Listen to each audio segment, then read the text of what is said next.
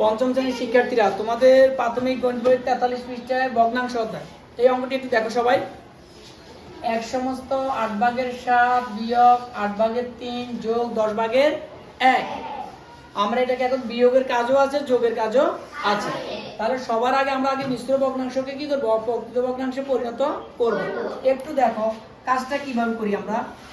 আগে আমরা এই কাজটা করি। তাহলে প্রথম পূর্ণ সংখ্যা দিয়ে আমরা এই হরকে গুণ করব। 8 থেকে 8, এরপর এটা যোগ করব। 8 এর সাথে 7 যোগ করলে কত হয়? তাহলে আমরা এই কাজটা হয়ে গেল 8 ভাগের 15। 8 ভাগের কিভাবে করছি আবার বলি। পূর্ণ সংখ্যা দিয়ে হরকে গুণ, লব যোগ, লব যোগ। তাহলে বাকিগুলো আমরা লিখে ফেলি, লিখলাম। এবার কাজটা কি? সমহর করা। সমহর করতে হলে কি হয়? আমাদের হরগুলোর লসাগু। আমরা এই পাশে এই কাজটি একটু করি। আমরা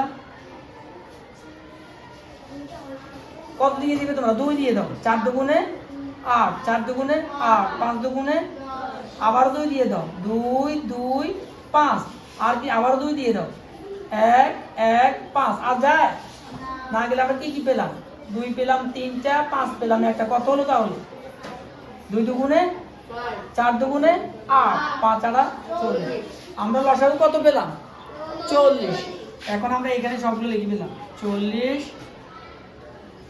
40 40, সবগুলো সমহর হয়ে গেল।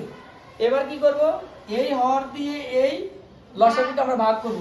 8 দিয়ে তুমি 40 কে ভাগ করো 5, 5 দিয়ে তুমি উপরের 15 কে গুণ করো। 5 15 75।